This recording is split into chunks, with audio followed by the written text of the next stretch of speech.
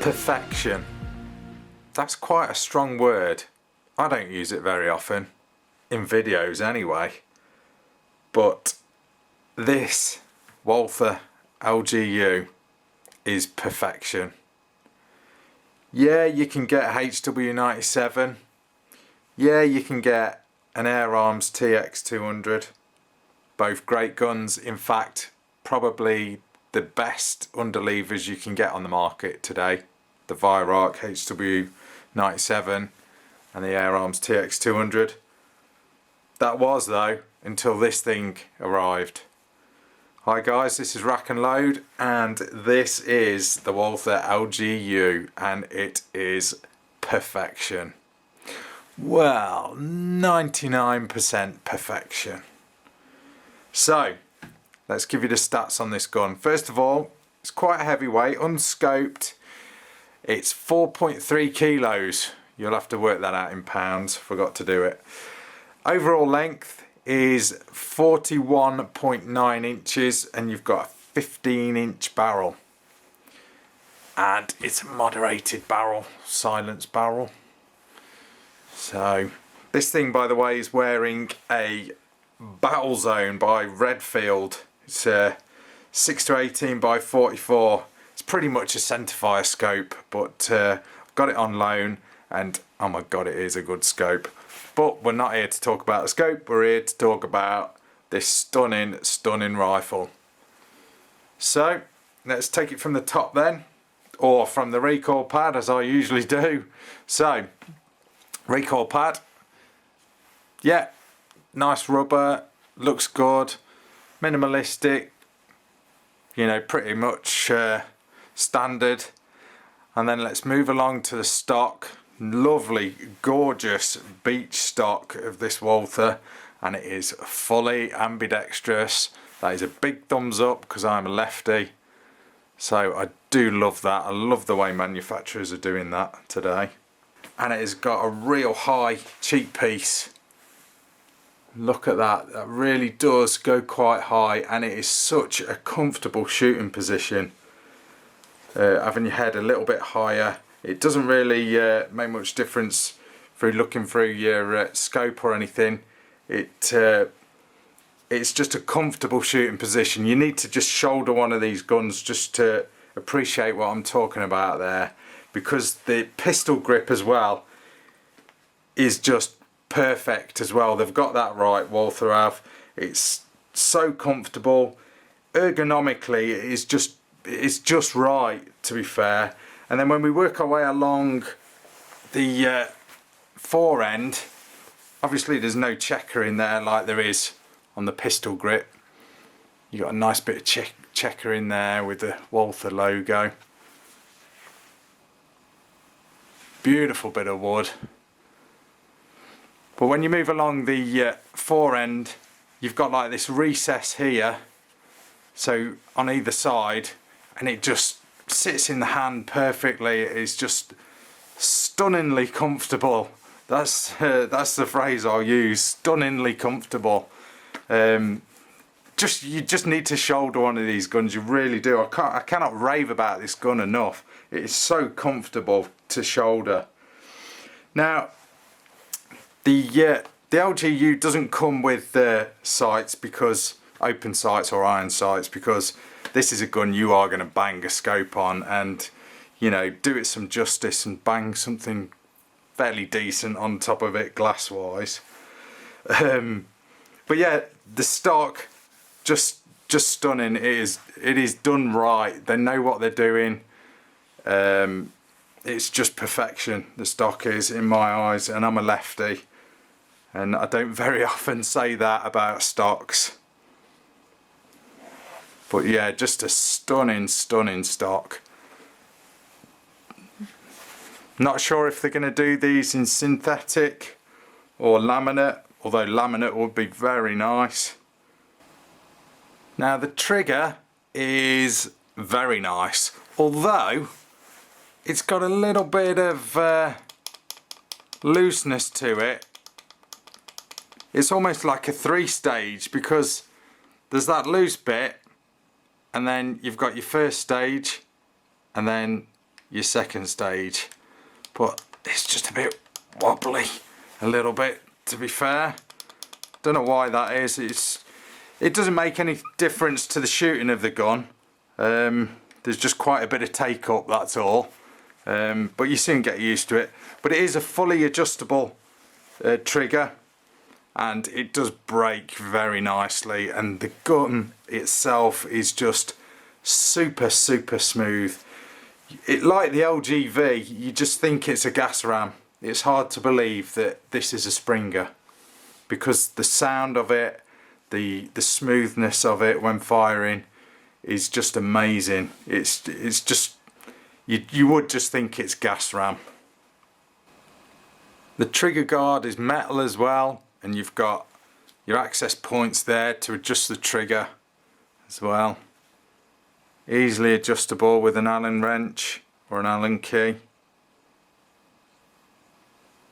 And it's got nice lines, the trigger guard has as well. It does flow quite nice with the rest of the gun. Now the safety catch on this rifle is perfection. It is in the perfect place in my opinion, and it is just perfect. Take it on and off whenever you want. Perfect position when you're shooting, so you can just make this thing safe, make it hot. Perfect, absolutely perfect. Other manufacturers take note. So that's the safety catch, and then let's move along the cylinder. You've got plenty of scope groove there, depending on your length of pull and what sort of eye relief you want. Plenty of room there to mount your optics. And then we get to this bit. Now that is your anti-bear trap release, and brilliant job, Walther. Although for a lefty it takes some getting used to, because obviously when you cock this gun, I'll show you in a minute because I want to talk about the releasing the underlever, but as a lefty you kind of have to, I don't know, get the knack for it, so to speak. But you'll probably notice that on the footage of me actually shooting this rifle. So to cock the rifle, well, before we talk about cocking the rifle, and I'll sort of show you the anti-bear trap and everything, the barrel is 15 inches long and it is very accurate. In fact, if you can't shoot very well with this gun, don't blame the gun, because it'll be you. And in my shooting with this gun, it was generally me that was making the pellets sort of fly off course. I'll just show you a target I've done here. Yeah, it's only 25 yards and it was off a bench, and I know it's not the best. I know you guys are probably way better than me, but I've got a couple of good groups. These are sort of 1-inch squares. 25 yards using Bisley Superdomes.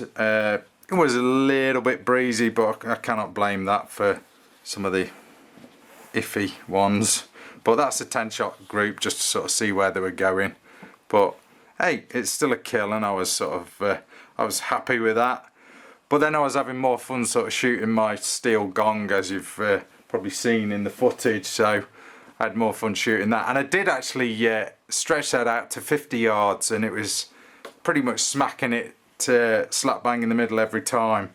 And it's a bit more fun shooting reactive targets like that. So I was spending most of my time shooting the steel gong. But accuracy wise, this gun, it'll outshoot you if you get what I mean. It's that good. It's PCP accurate, this rifle is. So don't blame the rifle, it's you.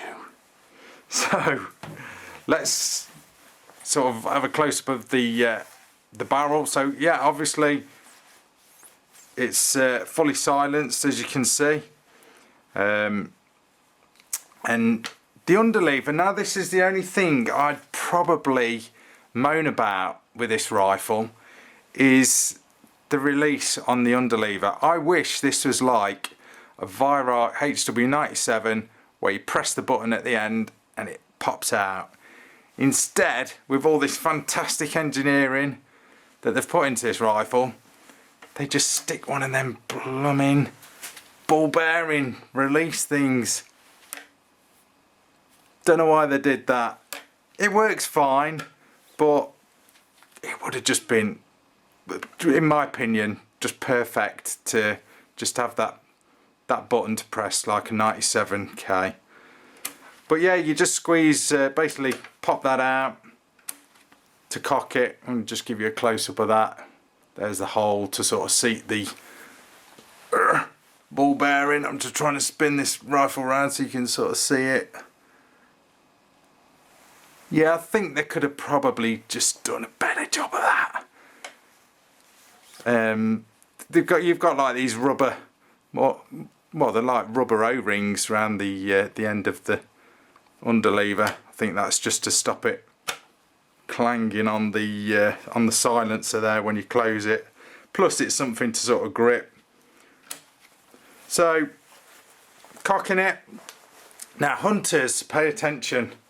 If you don't want to make much noise with this gun, cocking it will probably make more noise than actually firing it, because I'm cocking it now. You get 1 click, 2 clicks, and then 3 clicks altogether to cock this gun all the way. And that's, as you may have noticed on well, I'll show you again when I close it up, but the anti-bear trap has got to sort of engage the recesses that are on the what do you call it, the cylinder face, don't know. But so anyway, so I'm struggling. This gun is heavy. I'm struggling to sort of throw it around and get it on camera for you guys to have a good look at it. So like most underlevers, directly straight into the barrel you'll drop your pellet. Little bit fiddly sometimes if you've got a big scope, you know, you've got to, obviously not with gloves, putting your pellet in, but can be a little fiddly getting it in there, but we're all kind of used to that if we've shot sort of like Virox and stuff. So once you've dropped your pellet in, automatic safety, that'll come on as soon as you cock it. What you got to do then, this is where lefties struggle a little bit and you've got to develop the knack for it, is basically, as always, hold the lever. But this is how I do it as a lefty. Holding the lever, and I put my hand round like that and press that release. Keeping your finger on that and just close it up. Now, while I have got it sort of half open, just show you there, you don't see that on many rifles, a seal there. Just for a bit of added detail, and you know, keep all that air going one way straight down the barrel. So that's good to see. And they're the lugs that you can see there, if that's what you'd call them. And that's what the clicking is when you cock this gun. But as you cock it, you just feel nothing but quality. It's just super smooth. I'll just show you the linkages there while we've got it cocked as well. All good quality steel there, and the linkages.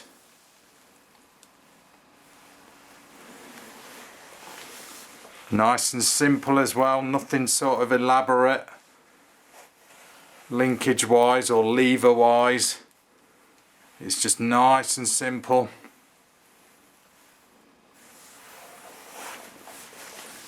So yeah, let's just close this gun up. And automatic safety, so that safety's gone on by itself, and so you're pretty much good to go. As soon as you push that into the hot position or the fire position, you're ready to rock.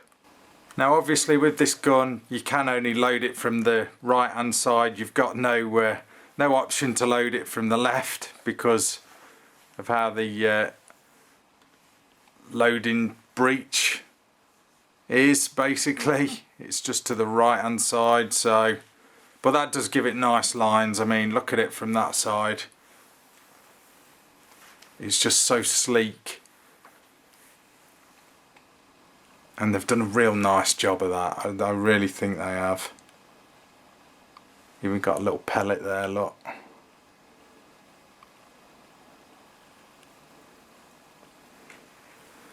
But like I say, if you're a lefty, you do kind of adapt a method of loading this gun after a few sort of shots. You do develop the knack of doing it, and it sort of just comes second nature. Now when you fire this rifle, there is a little bit of recoil, nothing to really moan about, but you really don't care about it when you experience the feel of this rifle when you fire it. It is just super smooth and super quiet. It's the best way I can explain it. It is just like silk when you fire this gun. It really is nice. There's no spring twang or anything. You really do think this is a gas ram gun. The balance of this rifle is pretty much bang on as well, just in front of the trigger, sort of mid along the forend, just nicely balanced. Like I said, it is a bit of a weighty one once you've got glass on top of this rifle, but you've got to bear in mind it is an underlever, so you've got an extra lump of metal there rather than you know, a brake barrel or whatever, so it does add a little bit of weight, but you know, it's pure quality, this rifle is. The LGU silencer is brilliant. It does exactly what you want it to do. It's very effective in what it does too, because this gun for a Springer is very quiet. Pretty cool scope this is that I was using on this Walther LGU. Bit extreme for an air rifle with it being a centerfire scope, but does the job perfectly. And quality glass as well. These things are actually made by Leupold, but for a fraction of the price. It's kind of like their cheaper line, so to speak. The Redfield is. Like I said, this is a Battle Zone 6-18 x 44 scope,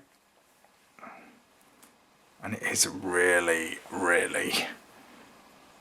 is a good scope, and it's a good combination on this LGU. Now the manual's pretty good as well. Obviously tells you all your do's and don'ts, and basically how to load the gun, how to apply the safety catch, even how to adjust the trigger. It goes into quite a bit of detail there. That's quite good how they've done that. Tells you which way to turn the screws to, depending on what you want to do with the trigger, you know, make it lighter, add more weight, blah blah blah. So that's quite good. And then yeah, just basically showing you how to load the gun. So yeah, not a bad manual. Gives you some maintenance do's and don'ts and pointers and whatnot. And then after about the 8th page it goes into another language, so basically most of this manual is covered by other languages you don't really need to know about. Then at the back of it you've got a couple of pages for taking notes. So yeah, pretty cool manual. Nothing really amazing, but that's the manual. So guys, that's the Walther LGU in as much detail as I can pretty much give you without sawing this thing into pieces. It's just a stunning rifle, guys. It's a stunning rifle. I've fired probably about 400 shots through this, so it isn't even running, to be fair. But just an absolute pleasure to shoot this gun. I really don't want to give it back to the people that have loaned it me for this review. But oh my god, stunning rifle.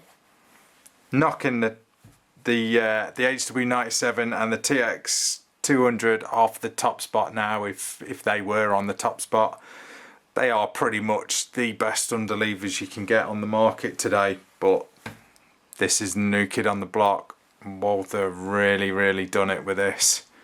It's gonna cause some upset, I think, between manufacturers as far as sales go, I would imagine. But Walther, I wish you'd just put a button release instead of that ball bearing thing that's just a little bit crude compared to the rest of the rifle. But apart from that, 99.9% perfection, even for a lefty. That's it, guys. Make sure you subscribe to No BS Reviews. Thanks for watching, guys. That's your RACKNLOAD review. See ya.